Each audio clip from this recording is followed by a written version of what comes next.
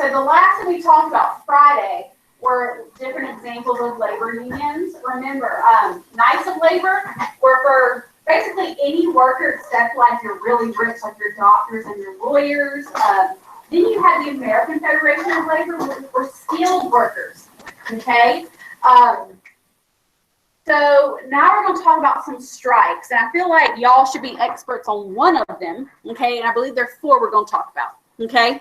So let me get my notes, make sure I can go at this rate so you don't get, don't freak out. So the first national strike, the 1877 railroad strike. Rutherford B. Hayes is the president. Remember, he becomes president in 1877, if that helps you remember this.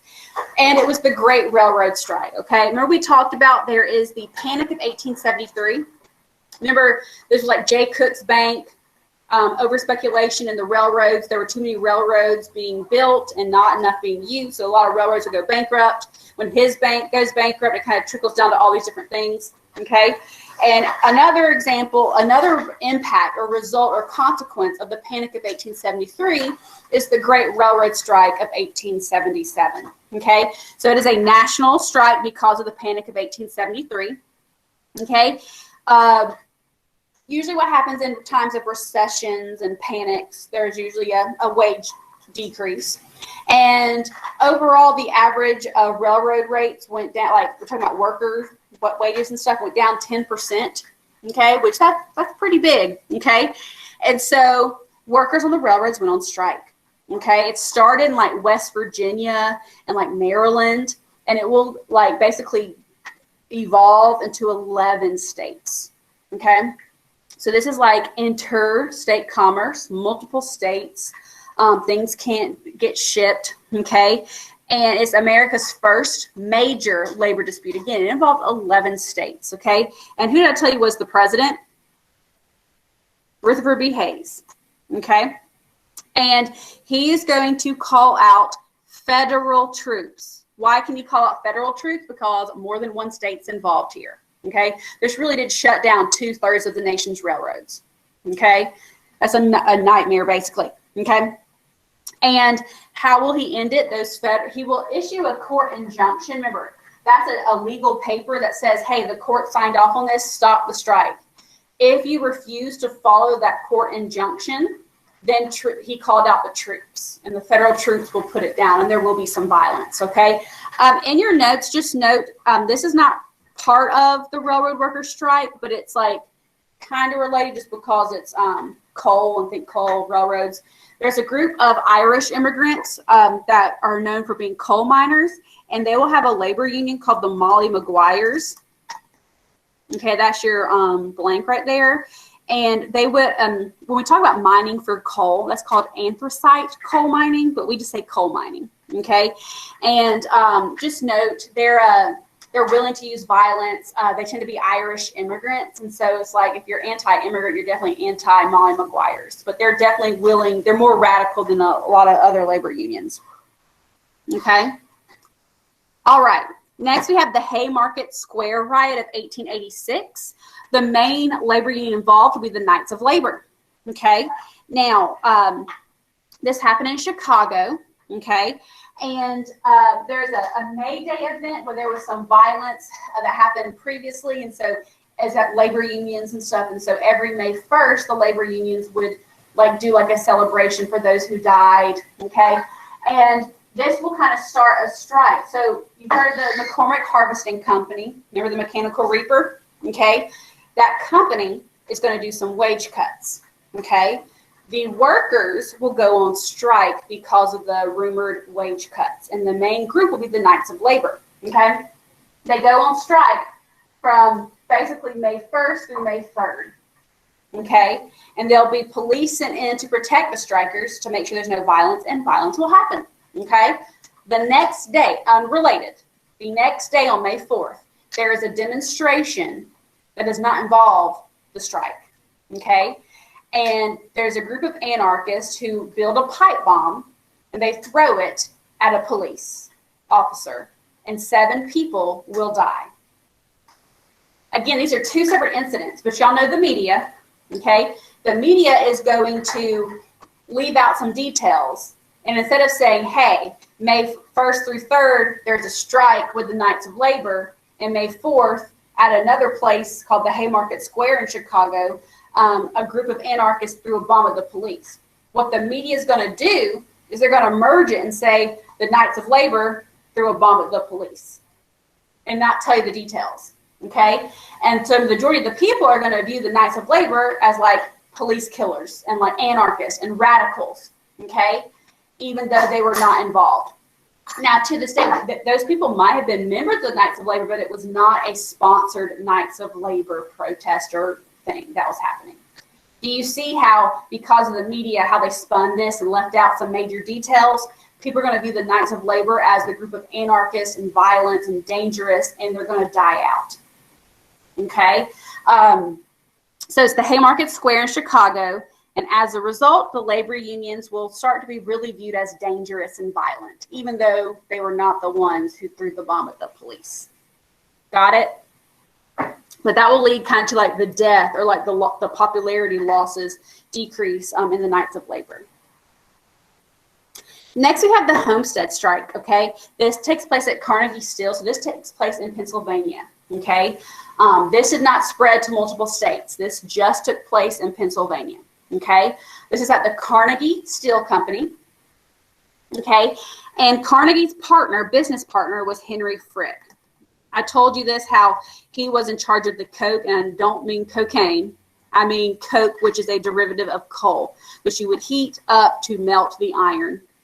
Got it? Okay, remember that vertical integration?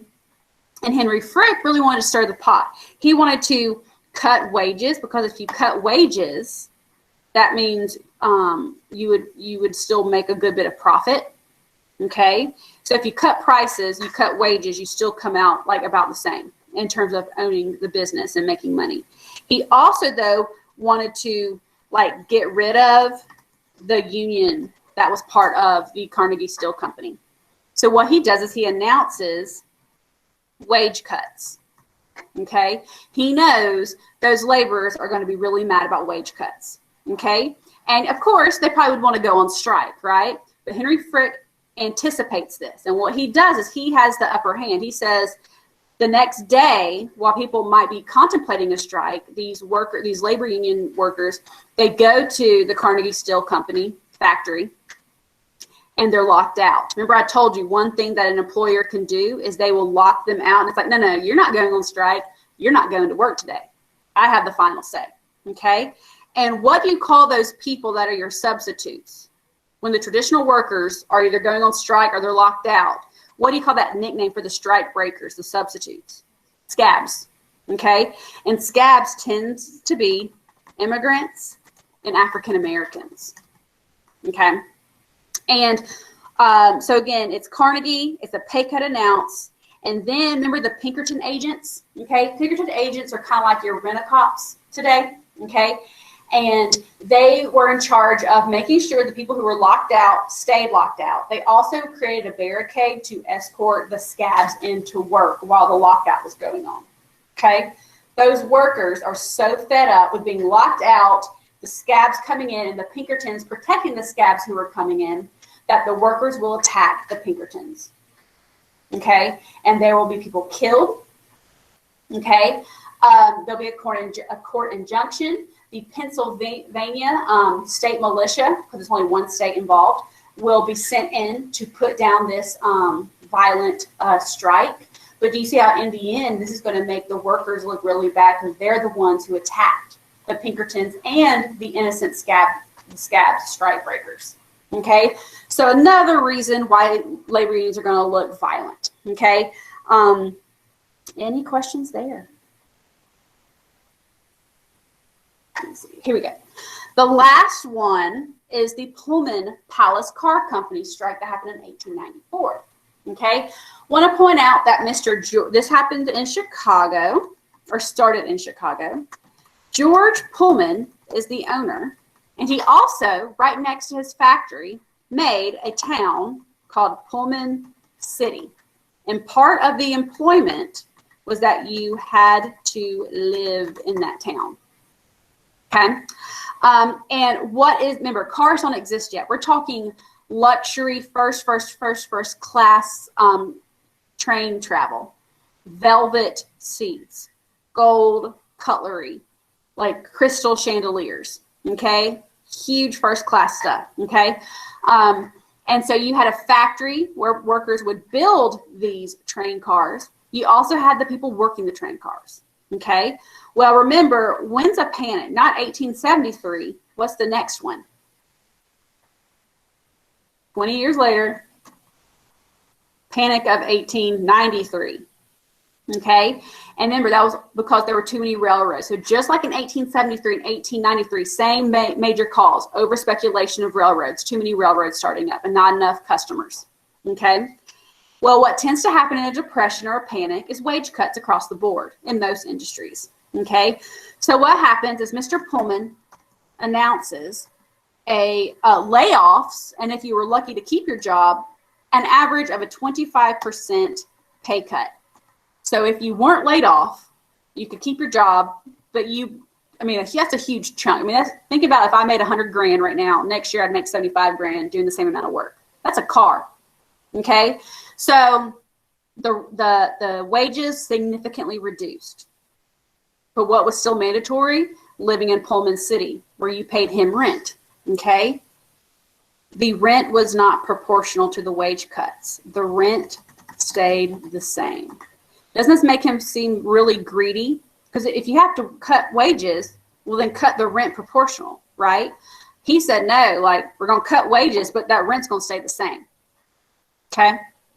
And those are the two main reasons why people will go on strike for the Pullman Palace Car Company. Okay, so these are like luxury first-class railroad cars. He built a model town for his employees, okay?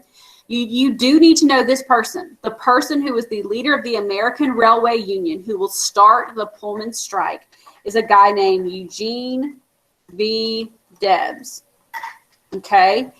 He will run for president at least 4 times. In 1920, he runs from an Atlanta jail cell and wins over 1 million popular votes. Okay, so he will be around, okay? And he is the leader that starts this Pullman strike, okay? Please do not be that person when it comes to tests and quizzes and exams. When I ask for a court case, a lot of people will put Eugene V. Debs because his middle name. Eugene V. Debs is not a court case, okay? Don't be that person, okay?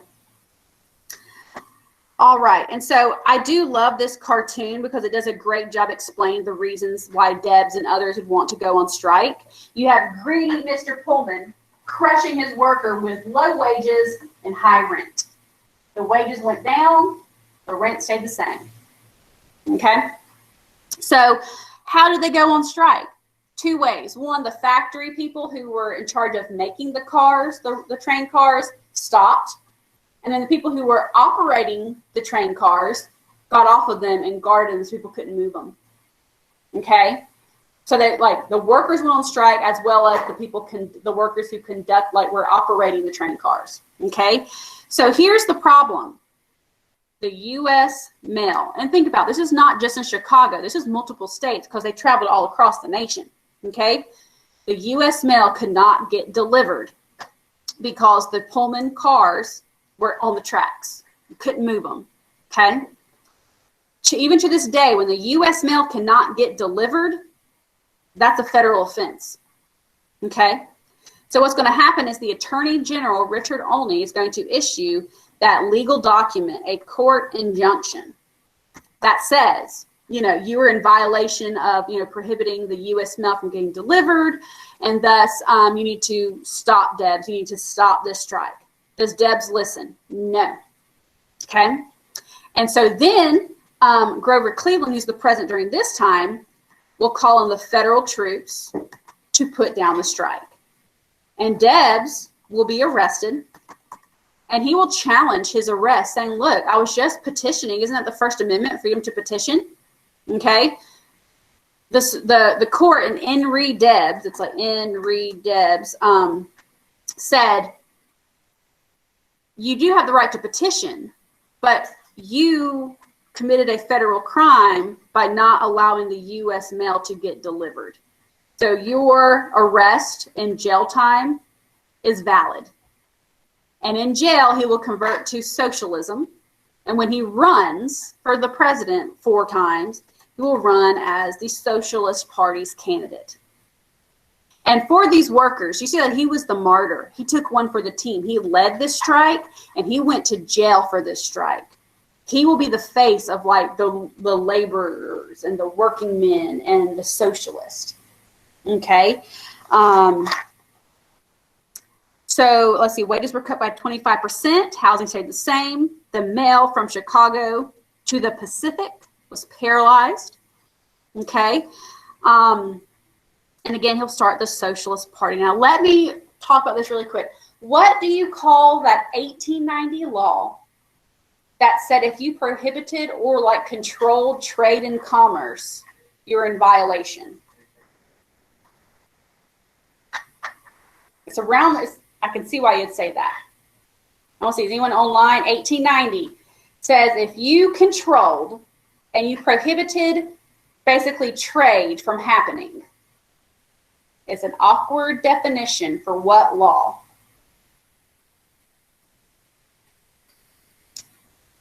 Nope, not the Interstate Commerce Act. Sherman Antitrust Act. You know, so you see how awkward that was? That definition. If I said this, monopolies are illegal, you'd be like, oh, Sherman Antitrust Act. But remember, the definition for the Sherman Antitrust Act said if you prohibited like competition in terms of trading and commerce, you were in violation of the Sherman Antitrust Act. Okay. What is very interesting is the Sherman Antitrust Act was used by companies to break up strikes. The Sherman Antitrust Act was supposed to break up monopolies, but because it was so awkwardly worded, the Sherman Antitrust Act will actually be used by the people it was supposed to break up. It will be used by the monopolies, those companies, to break up strikes. So think about it. If the U.S. mail can't get delivered, think about all the shipping and the trade that cannot happen.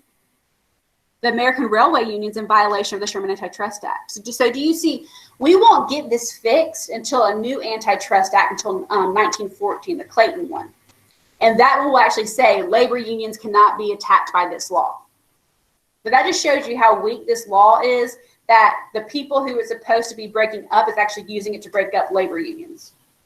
Okay?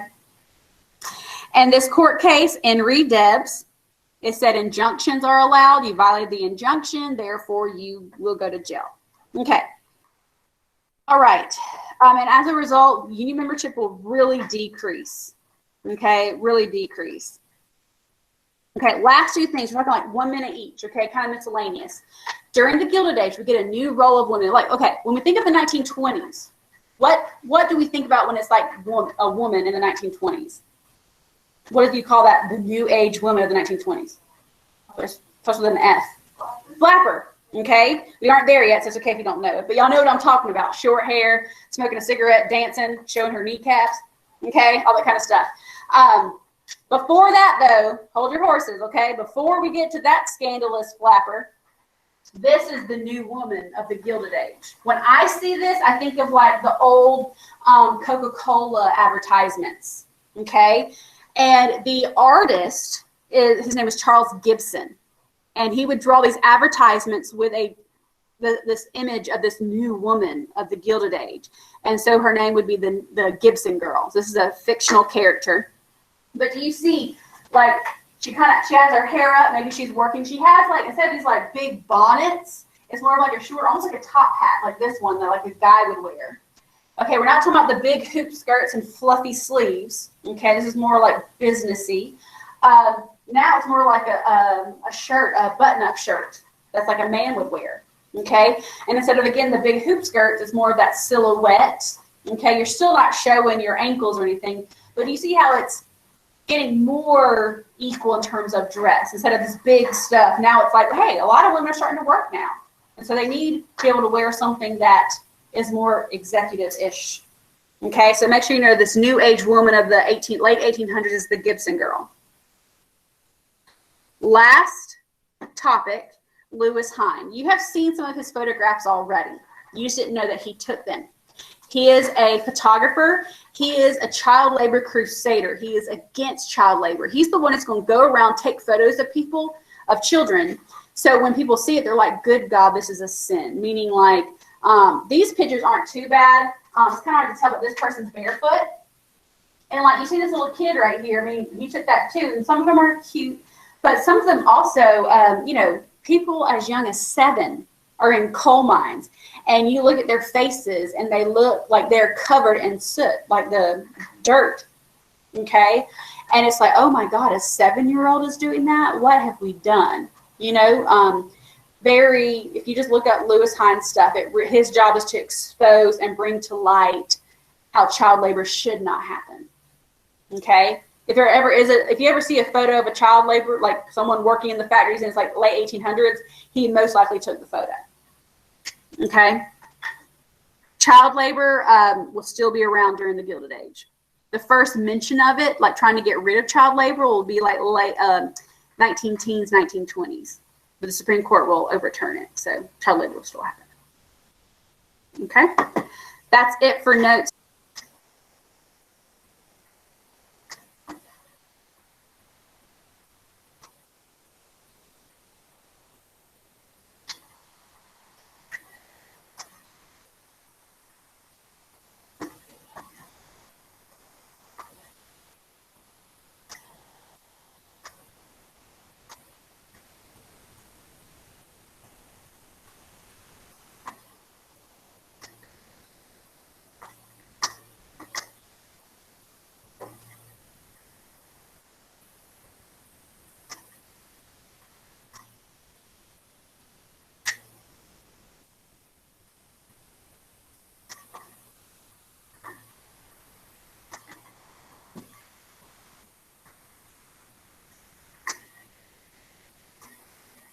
Very good. I read it.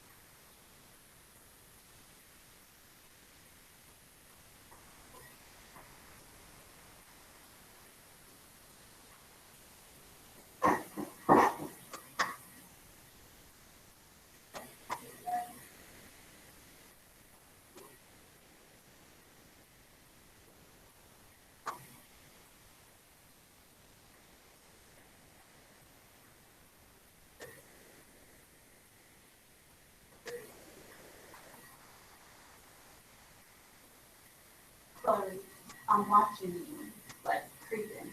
Are you stuck on explaining why it's a good thing? Mm-hmm.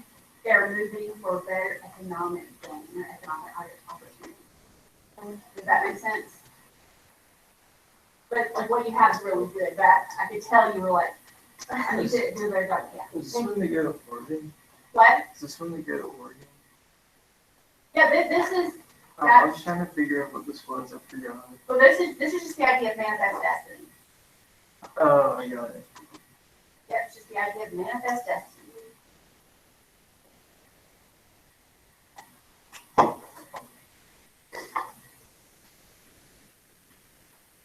Okay, so I'm going to read what some ideas the College Board would give credit for. Okay, the artist supports manifest destiny and the spread of U.S. settlers westward because the image suggests American civilization is spreading, like progress.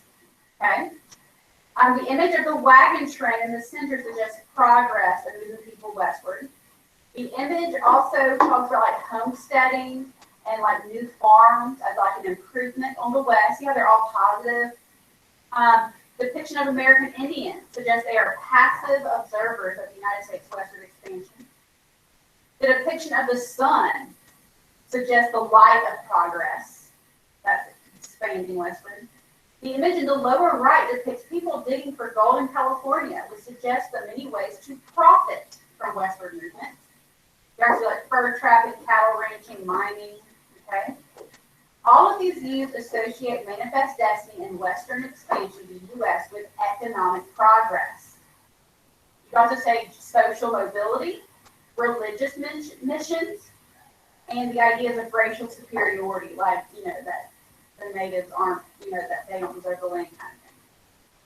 So this definitely was a positive perspective that supports manifest destiny. Okay? Now, the next two letters, I would expect 3 sentences. Remember, you introduce, identify your answer, then you define your fact, and then you explain how your fact supports, okay? So, for part B, okay, so we're now adding part B. Yeah, there will be an assignment in a little bit.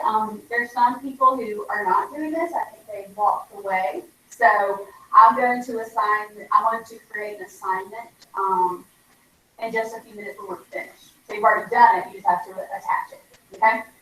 So part B, okay, this is a causation letter, okay?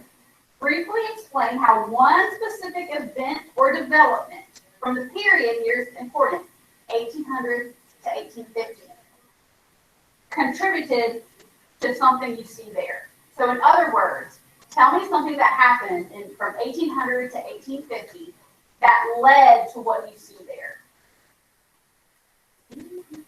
Mm-hmm. Briefly explain how one specific event or development from 1800 to 1850 contributed or led to the process depicted in the image. What led to what you see there? And it has to be something from 1800 to 1850, and don't be too vague. Think about anything. Why would people want to go west? Or what is something that enabled people to go west? And it has to be 1800 to 1850. One thing. Don't give me two, give me one.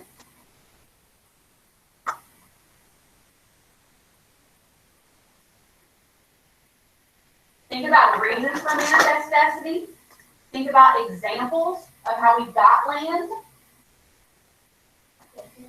Mm-hmm. Briefly explain how one specific event or development from 1800 to 1850 contributed to the process depicted in the image.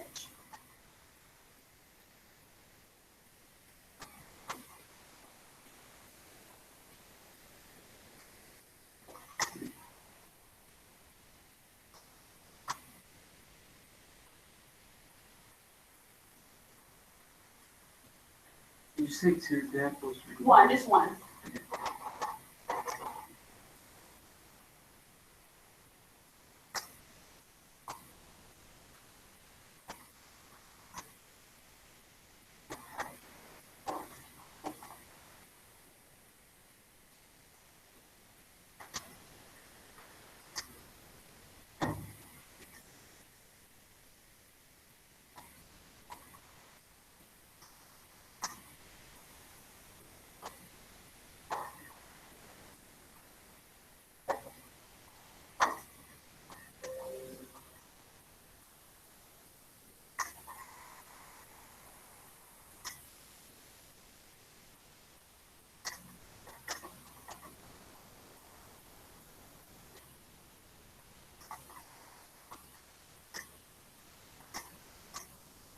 I like what you put, Alyssa.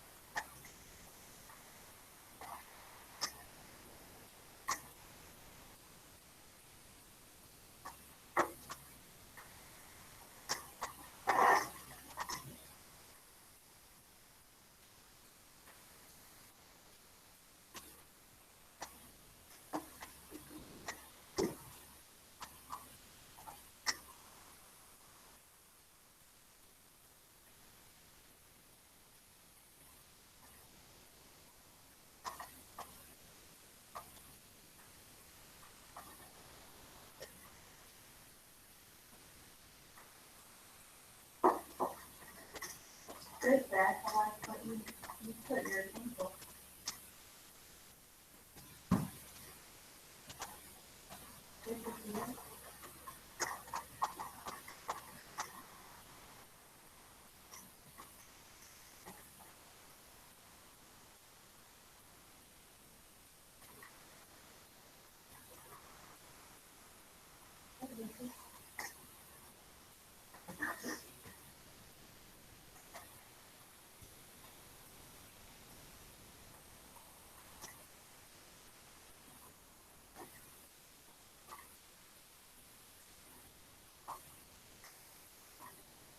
Miss Mary, Jerry's asking me what's going on. What should I tell him? Yeah, he's one of those who wasn't at his computer. We're doing a SAQ right now. That's what I said. But Yeah, I mean, that's all. I mean, we're working on. I guess I'll say the question again. So part B again, briefly explain how one specific event or development from 1800 to 1850 contributed to basically what you see in the image.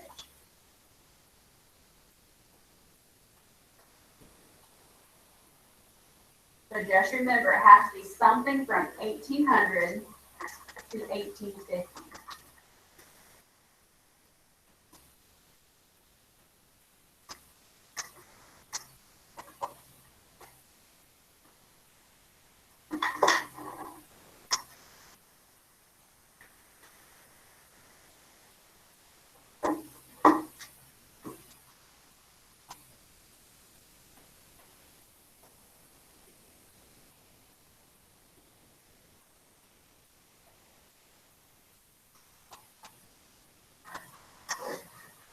All right, and I think some of us are a little stuck, so let's help out. Anyone want to volunteer online or in person what your topic was that you talked about?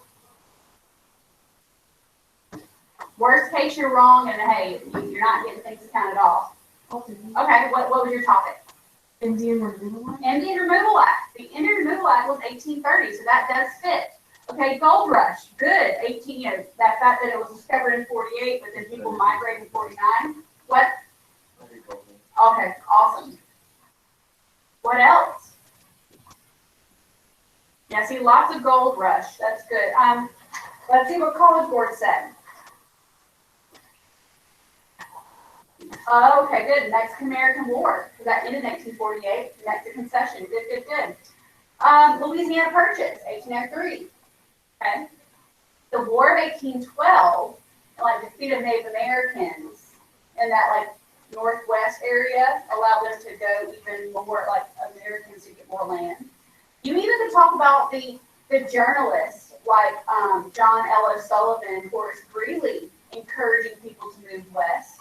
The Mexican-American War, okay? You can talk about the migration, like the Oregon Trail or the Mormon Trail. The expansion of things like canals and railroads, okay? Cotton production and how more people wanted to expand so they could grow cotton.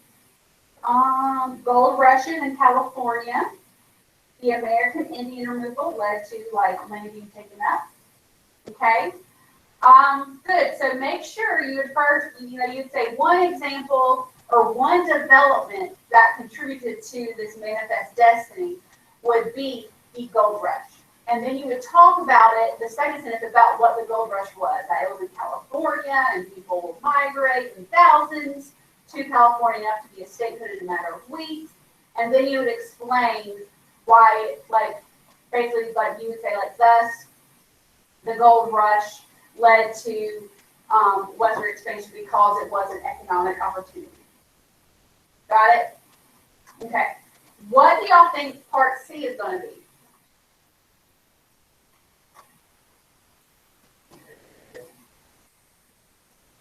If we told you what led to this image, what resulted from this image, okay? The years will be different. It's going to be 18, make sure, I know it's 1890, but I'm pretty sure it's 1844 to 1890. Okay, so part C is briefly explain one specific historical effect that took place from 1844 to 1890 that resulted from what is depicted in the image. Okay? And I'll tell you this, you do not have to do, like, if Beth did Indian Removal Act for Part B, she does not have to talk about Native Americans in Part C. Some questions will tell you you have to do whatever you do for C related to Part B. This is completely separate. So you're telling me a consequence or a result or an effect of from what you see here. You can go from 1844 to 1890.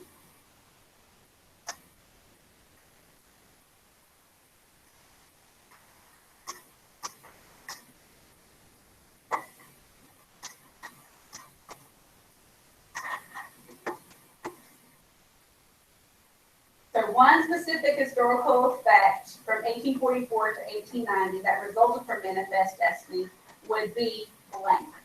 You would define it, and then you would explain why it represents manifest destiny.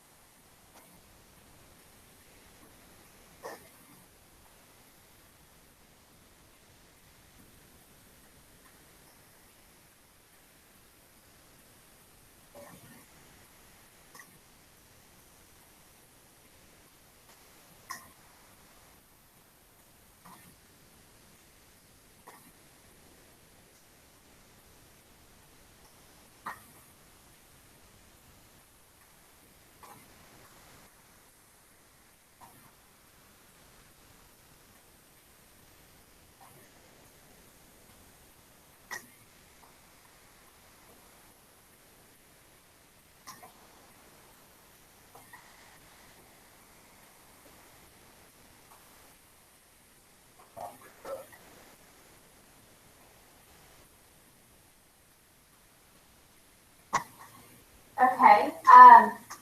Now, in case some of y'all are stuck or need to correct, okay, let's go over some things. So the time frame is 1844 to 1890. Okay. Anyone do the Mexican-American War? Technically, it took place from 1846 to 1848. So that would be a result of manifest destiny as well as a cause. Okay. What about the land we get from the Mexican-American War? This new land led to debates about slavery, whether it was the Compromise of 1850, the Wilmot Proviso, the Kansas-Nebraska Act, the leading of the Republican Party. Anyone go that route? Okay, good. What about like new cities will boom, like Chicago? What about the Transcontinental Railroad? That's 1869, and how cities will boom, but definitely the Transcontinental Railroad. What about cattle ranching? What about Homestead Act? Okay, the land grants. Okay, let's see what else. Westward expansion created conflict between white settlers and American Indians. Wars like the Sand Creek Massacre, General Custer's Campaign, Foul Bill Bighorn, Dawes Act, Wounded Knee, forcing Indians onto reservations. Okay. Destruction of the buffalo. There's also, I mentioned this one briefly, but there will be some migration, like Chinese immigrants coming to America, and eventually in the late 1800s, a lot of white settlers don't like that, and Congress will pass the Chinese Exclusion Act. So that's a result. Okay, you also have the growth of like the grains and farmer alliances. Okay. Yes, Carlisle Indian School would also work, because it was just like how the Dawes Act was trying to assimilate Native Americans, and that worked, the Dawes Act could also work. What about the Civil War? Yeah. Well, did you mention Civil War because debate land and then like debates over slavery, which would lead to the Civil War? Okay, that's good. That's good. High population. Okay. Did you give me a specific, Izana? I'm trying to think. They said for this one it says developments that contribute to continuation of population, like for economic opportunities. If you could give me an example. Like the Homestead Act or the Oklahoma Land Rush was, you know, but that high population is a very good start. Yes, Chloe. I can't remember. It will be after the Civil War, so it would be in this time period. Okay. Yes. That's going to be like 1837. So that might be a contributing factor, but not an effect. Does that make sense? But like for the AP exam, they might give you credit, even if you put like part C. Let's say you wrote your part C and part B or vice versa, they still might give you credit and be a little lenient there. Like, oh, they just missed like a little bit. Does that make sense? Okay. All right, so that is it for, you know, direct instruction. If you have some stuff you need to work on for my class, go and do that. I did create an assignment for you to attach your SAQ that you just did. I know I have Alyssa Glover, Jonathan, Sydney, Jenny, and Whitney have turned theirs in, so y'all just make sure you turn yours in for some credit. Also, remember tomorrow, I probably will do like a one of the test questions will be like, would you rather take the LEQ? Just remember, if we do the LEQ Thursday, you'll have a very light Friday. If we do the LEQ Friday, that means that it will be like 2 days of LEQ stuff instead of 1 day. But like I said, I do not care. I think y'all need to determine, is your Friday going to be really busy and hectic for you, or is it not? So that will be a question, and that's how you'll vote. Okay? There's that period 6 gallery thing if you want to work on it. But the bell, when does it change? Yeah, 33. I think it's like 33. We have about 13 minutes until you're until we're finished. So you can work on that if you want to. You can study for your 17-18 test tomorrow. But you can log off. Whitney, yeah, I'll post the gym kit, Cindy. Whitney, that is gonna take weeks. So it's like, you know, I was thinking, depending on like the LEQ, you might have to come Friday, but I don't expect you to be finished with this week. Okay, so it will be a while. But you can go ahead and log on if you know what to do.